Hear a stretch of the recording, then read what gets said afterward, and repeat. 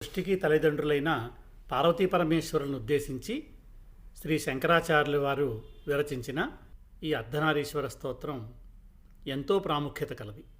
ఈ స్తోత్రంలో పార్వతీ పరమేశ్వరులు పరస్పర విరుద్ధ స్వభావాలు కలిగిన వారిగా కనిపిస్తారు. నిజానికి పార్వతీ పరమేశ్వరులు అన్యోన్య దాంపత్యానికి ప్రతీకలు, పరస్పర పూరకమైన రెండు దివ్యశక్తుల ప్రతిరూపాలు. పార్వతి లేనిదే పరమేశ్వరుడు లేడు, పరమేశ్వరుడు లేని పార్వతీ లేదు. పరమేశ్వరంలో అర్ధభాగం పార్వతి.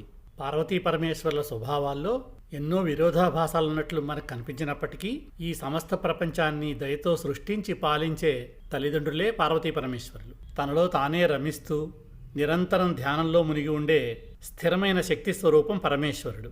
చైతన్య శక్తి స్వరూపమై సమస్త ప్రపంచాన్ని వాత్సల్యంతో ముందుకు నడిపించే చైతన్య శక్తి స్వరూపమే పార్వతీదేవి. ఈ అన్యోన్య దాంపత్యం ఆ అతి దంపతులకే చెల్లి